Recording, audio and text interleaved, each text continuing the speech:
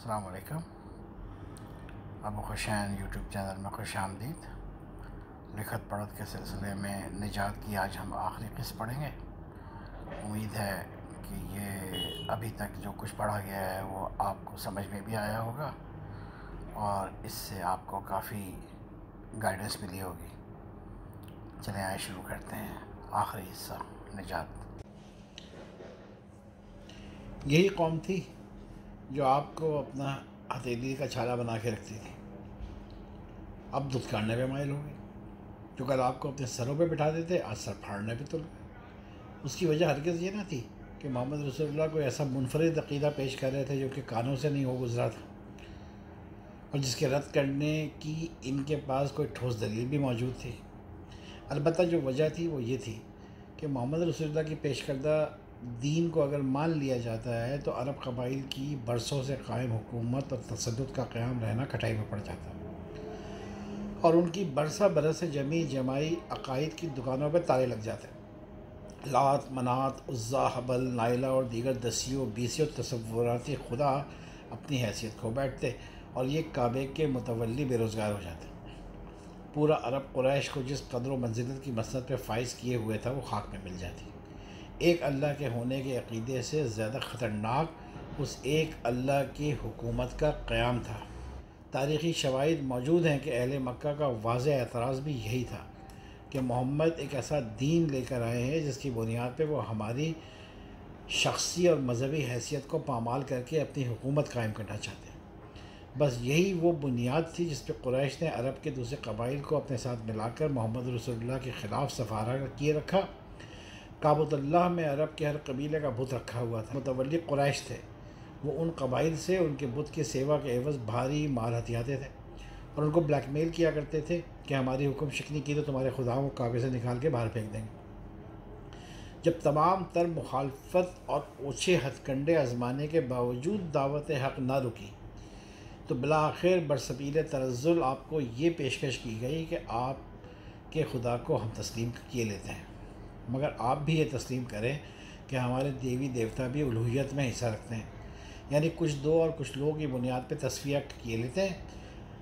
اس کی واحد وجہ یہی تھی کہ ان کا تسلط بھی قائم رہے اور محمد رام ہو کر ایک کونا پکڑ کر عقیدہ افراد کے ساتھ سکون سے بیٹھے رہیں۔ اس پیشکش پر سادہ لو مسلمانوں کو کچھ امید کی کرن نظر آئی۔ وہ یہ سوچ رہے تھے کہ اگر یہ کمپرومائز ہو جاتا ہے تو ان کی زیست آسان ہو جائے گی۔ ذرا ملاحظہ کیجئے کہ اللہ رب العزت نے اس آفر کو کس دو ٹوک انداز میں انہی کے منہ پہ دے مارا، گویا کہ ایک شٹ اپ کال دے دی گئی۔ فرمایا آپ کہہ دیجئے کہ مجھ کو اس سے ممانعت کی گئی ہے کہ ان کی عبادت کروں جن کی تم لوگ اللہ کو چھوڑ کے عبادت کرتے ہو۔ آپ کہہ دیجئے نہ کروں گا کیونکہ اس حالت میں تو میں بے راہ ہو جاؤں گا اور راہ پہ چلنے والوں میں نہیں رہوں گا۔ اللہ تعالیٰ نے ایک جملے میں اس بھیانک سازش کا قلع قما کر دیا۔ اس حکم سے یہ بات بالکل صاف کر کے بیان کر دی گئی کہ حق اور باطل ایک چھت تلے نہیں رہ سکتے۔ اللہ واحد حق ہے اور عبادت خالصتاً اسی کی ہوگی۔ بقیہ تمام عقائد باطل اور فریب، ان کی سرش میں فقط تباہی ہے۔ آج نہیں تو کل ان کو نیست و نابود ہونا ہی ہے اور اللہ ہمیشہ سے ہے اور ہمیشہ رہے گا۔ اس کو ہم نے بھیانک سازش اس لیے کہا کہ اگر سرداران مکہ اپنی اس بات کو منوا لے جاتے تو دین اسلام کی دعوت اسی وقت دم توڑ جاتی اور محمد رسول اللہ توحید کا جو تصور پیش کر رہے تھے وہ مٹی میں مل جاتا۔ امت کی بنیاد اٹھنے سے قبل ہی ڈھہ جاتی۔ امت اپنی ابتدائی تعمیری مرحلے میں ہی مختلف عقائد میں بڑھ جاتی۔ یہ اتنا حساس معاملہ تھا کہ اللہ تعالیٰ نے دین اسلام کی مکمل تکمیل تک اس میں بے حد احتیاط و شفافیت برقرار رکھی۔ اس کا ثبوت قرآن پاک فرقان عظیم ہے کہ پورے قرآن میں کہیں کسی قوم کا تذکرہ ہو، کسی نبی یا رسول کا تذکرہ، آخرت کی وعید، جنت و جہنم، شریعت کی وضع کردہ قوانین ہوں، دنیا میں مسلمانوں کے معاشی معاملات ہوں، خاندانی ڈھانچے کا قیام ہو، نظام عدالت، جزا و سزا، کاروباری لین دین ہو یا بین المذہبی تعلقات، ہر جگہ توحید کے ڈیکورم کو انٹیکٹ رکھا گیا۔ کیونکہ توحید اگر جامد ہے تو دین اسلام اپنی بنیادوں پہ قائم رہ سکتا ہے، بصورت دیگر نہیں۔ حضرت آدم سے لے کر نبی آخر الزماں محمد رسول اللہ صلی اللہ علیہ وسلم تک تمام انبیاء و رسول فقط ایک عقیدہ توحید کے دائر ہیں بقول رب تعالی شانہ، اور ہم نے آپ سے پہلے کوئی ایسا پیغمبر نہیں بھیجا جس کے پاس ہم نے یہ وحی نہ بھیجی ہو کہ میرے سوا کوئی معبود ہونے کے لائق نہیں، بس میری ہی عبادت کیا کرو۔ اور جب یہ عقیدہ توحید اپنی حقیقی اور اصل حالت میں برقرار رہا، جب تک یہ برقرار رہا، امت میں نہ کوئی بگاڑ پیدا ہوا نہ ہی امت تقسیم ہوئی۔ میں پوری ذمہ داری سے آج یہ بات کہہ سکتا ہوں کہ مسلمانوں میں فرقہ والی تقسیم کا واحد سبب عقیدہ توحید کا گردآلود ہو جانا ہی ہے۔ یہ بگاڑ خود بخود کسی ارتقائی تبدیلی کا نتیجہ نہیں، بلکہ مفاد پرست ٹولوں کی جانب سے کی گئی اسی بھیانک سازش کا پیش خیمہ ہے جس کی اللہ رب العزت نے قیام دین کے ابتدائی مراحل میں شگاف الفاظ سے بیخبری کی تھی۔ آج جب ان کے عقائد پہ ضرب لگائی جاتی ہے تو آج کے دکاندار بالکل اسی طرح متحد ہو کے وہی پیشکش کرتے ہیں جو مشرکین مکہ نے رسول اللہ صلی اللہ علیہ وسلم کو کی، یعنی ہمارے پیروں، شہیدوں، مزاروں میں مدفون اللہ کے ولیوں اور یہاں تک کہ نبی کریم صلی اللہ علیہ وسلم کو بھی تسلیم کرو کہ ان کا الوہیت میں کوئی حصہ ہے۔ وہ کفار مکہ قبائل کو ڈرا دھمکا کے تاوان وصول کیا کرتے تھے۔ یہ دکاندار دنیا کی دنیاوی نقصانات کا جھانسا دے کر سادہ لو مسلمانوں کی جیبوں پر ڈاکہ زن ہیں۔ ان کے سفارشی فرشتے تھے، ان کے زندہ یا مردہ پیر فقیر۔ زندہ پیر اپنی زندگی میں کما گیا، مرنے کے بعد اس سے خاص چیلے مزار بنا کے کما رہے ہیں۔ سجادہ نشینی نسلوں میں منتقل ہو رہی ہے۔ بالکل وہی عقائد جو اس وقت مشرکین کے تھے آج ان کے نظر آتے ہیں۔ کہتے ہیں ہم ان کی عبادت نہیں کرتے بلکہ ان سے عقیدت رکھتے ہیں اور ان کی معرفت میں رہنا چاہتے ہیں۔ یہ اللہ کے پسندیدہ بندے ہیں، لہٰذا یہ اللہ کے ہاں ہماری سفارش کریں گے، اور یہ زندہ ہیں، اللہ کے ساتھ تعلق میں ہیں، ہماری پکار سنتے ہیں، اور کیونکہ یہ اللہ کے برگزیدہ بندے ہیں اللہ ان کی بات نہیں ٹالتا۔ یہ اللہ سے جو مانگتے ہیں ان کو دے دیتا ہے، چنانچہ بانجھ جن کو پکارے گی تو اولاد پائے گی، مفلس غنی ہوگا، ناقابل علاج مریض شفا یاب ہوگا، بے روزگار برسر روزگار ہوگا، اور تو اور بابا جی موت تک کو واپس بھیج دیں گے۔ روز محشر یہی ہمارے پیر و مرشد چھاتی چوڑی کر کے کھڑے ہوں گے اللہ کے سامنے اور صاف بچا کے لے جائیں گے اپنے ماننے والوں کو، بالکل ایسے جیسے مرغی اپنے چوزوں کو پروں میں سمیٹ کر محفوظ مقام پہ لے جاتی ہے۔ لہٰذا جو ان اولیاء اللہ کی مرشدی میں آ گیا فلاح پا گیا، جو ان کا دشمن ہوا وہ دنیا میں تو نامراد ہوا، آخرت میں یہ ولی اللہ اس پہ وہ دفعات جرم لگوائیں گے کہ اللہ کی پناہ۔ یہ وہ اوہام ہیں جو قرآن پاک کی سب سے پہلی سورہ یعنی سورہ فاتحہ کی تفصیلی مطالعے سے ہی رد ہو جائیں گے، مگر یہ کاروباری طبقہ اپنے مریدوں کو قرآن کی طرف جانے ہی نہیں دیتا۔ فرماتے ہیں کہ میاں یہ قرآن تمہارے سمجھنے کی چیز نہیں، اسے تو ہم صاحب و نظر و صاحب علم لوگ پڑھ کے سمجھتے ہیں، یہ ہمارا عمل ہی دین ہے، بس ہم سے معرفت میں نجات ہے، بس ہم سے جڑے رہو اور دنیا و آخرت کی کامیابی کی ذمہ داری ہم پہ چھوڑ دو۔ اس بکواس کے برعکس اللہ کیا فرماتا ہے، ذرا غور سے دیکھیے۔ یہی اللہ جس کی یہ شان ہے تمہارا پروردگار ہے، اس کی سلطنت ہے، اس کے سوا جن کو تم پکارتے ہو وہ تو کھجور کی گٹھلی کے چھلکے کے برابر بھی اختیار نہیں رکھتے۔ اس سے آگے اور صراحت سے بیان فرمایا کہ اگر تم ان کو پکارو بھی، یہ بہت کلیدی بات ہے، اگر تم ان کو پکارو بھی تو وہ تمہاری پکار اول تو سنیں گے ہی نہیں، اور اگر بالفرض سن بھی لیں تو تمہارا کہنا نہ کریں گے، اور قیامت کے روز وہ خود تمہارے شرک کرنے کی مخالفت کریں گے اور تجھ کو خبر رکھنے والے کے برابر کوئی نہیں بتلائے گا، یعنی کہ اللہ سے زیادہ بہتر کوئی نہیں بتلائے گا۔ یعنی کہ یہ اللہ کا ہم پر کتنا بڑا احسان ہے کہ وہ خبیر مطلق جس سے کچھ مخفی نہیں، وہ ہم کو اپنی جناب سے ایسی خبر دے رہا ہے جو ہمارے اطراف بکھرے لاتعداد شرک پر مبنی عقائد سے ہم کو محفوظ کرتی ہے۔ اس سے زیادہ اور کیسے کھل کر بیان کرے گا اللہ کہ جن کے آسرے تم بیٹھے ہو وہ تمہارے لیے نہ کچھ کر سکتے ہیں، اور اگر ان کو پتہ بھی چل جائے کہ تم ان کو پکارا کرتے ہو تو وہ تم سے برات کا اعلان کریں گے۔ اب اگر کوئی یہ بحث کرے کہ مسلمان مشرکوں میں نہ گنے جائیں گے، اور مشرک تو وہ ہیں جو اللہ کو جھٹلا کر غیر اللہ کی عبادت کرتے ہیں، ہم تو اللہ کو مانتے ہیں، وہی ہمارا مالک ہے، اس کا جواب بھی سنیے اللہ کیا فرماتا ہے۔ مسلمانوں سے فرما رہے ہیں، یعنی مومنوں اسی خدا کی طرف رجوع کیے رہو، اور اس سے ڈرتے رہو اور نماز پڑھتے رہو اور مشرکوں میں نہ ہونا۔ اس آیت میں اللہ مومنوں کو اپنی عبادت کی ہدایت دے کے تشبیہ دے رہا ہے کہ مشرکوں میں نہ ہونا۔ مسلمان ایک دفعہ ایمان لے آیا تو لے آیا، اب وہ کیسے کسی بت کی طرف رجوع کر سکتا ہے؟ یا اسی شرک کی بات ہو رہی ہے جو ہماری اطراف مشکل کشاؤں کی شکل میں اپنی اپنی دکانوں پر آنے کی آوازیں لگا رہے ہیں۔ اس سے بچنے کی اللہ ہم کو تلقین کر رہا ہے۔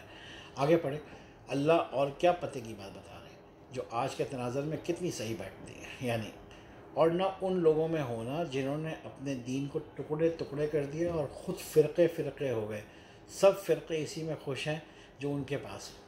آخری جملہ پڑھیں، سب فرقے اسی میں خوش ہیں جو ان کے پاس ہے، سب مطمئن ہیں کہ بس وہی ہدایت پر ہیں اور باقی تمام جہنمی۔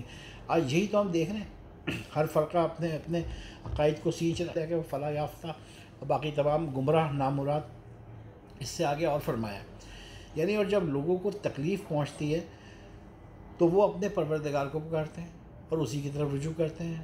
پھر جب ان کو اپنی رحمت کا مزہ چکھاتا ہے تو ایک فرقہ ان میں سے اپنے پروردگار سے شرک کرنے لگتا ہے۔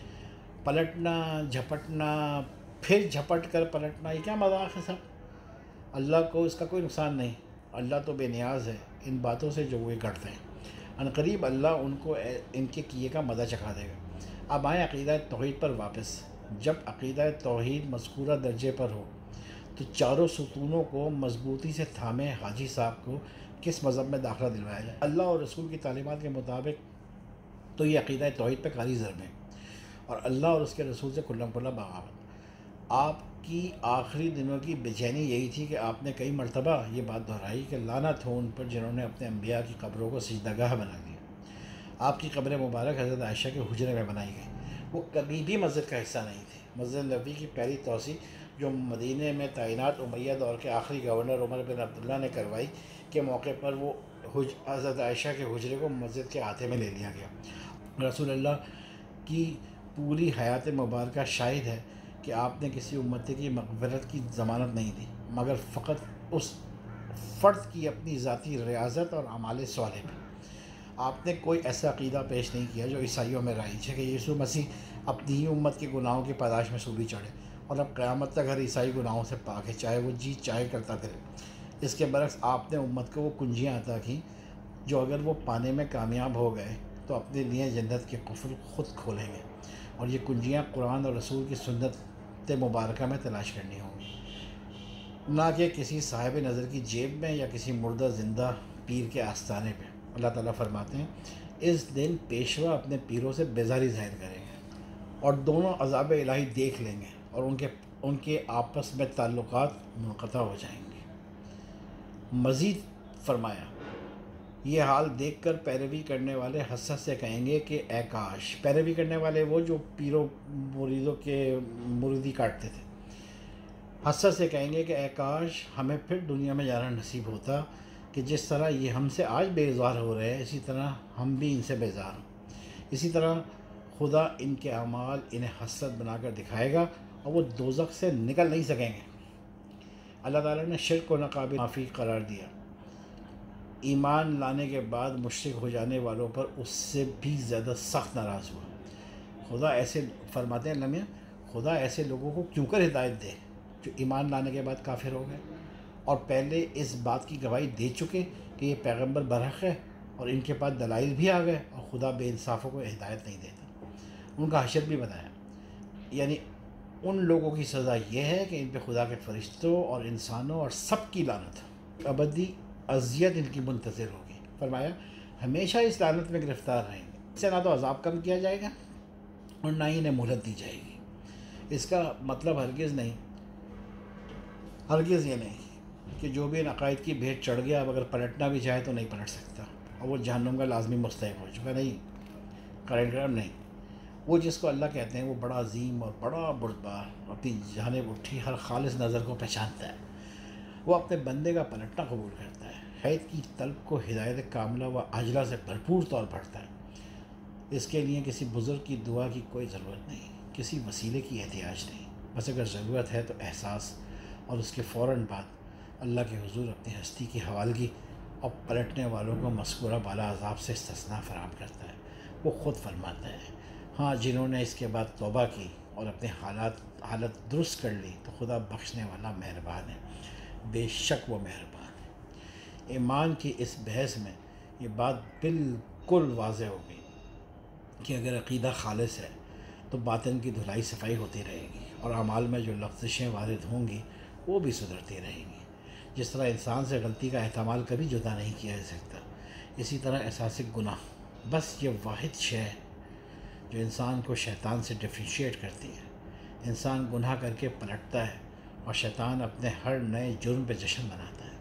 اللہ اپنی پناہ میں آنے والے ہر انسان کو پناہ دے کر شیطان اس کے حواریوں کو یہ خاموش پیغام، یہ سائلنٹ میسیج دیتا رہتا ہے کہ یہ دیکھ میری وہی مخلوق ہے جس کو دیکھ کر تیرے تن بدن میں آگ لگ گئی تھی، جس کے بغض میں تو نے اپنی آخرت برباد کر لی، اور دیکھ تیرے زیر اثر آنے کے بعد تجھ سے کیسے بیزاری ظاہر کر رہی ہے، بار بار میری طرف پلٹ رہی ہے، رو رہی ہے، گڑ گڑا رہی ہے، منتیں سماجتیں کر رہی ہے اور تیری شرنگیزوں سے پناہ مانگ رہی ہے۔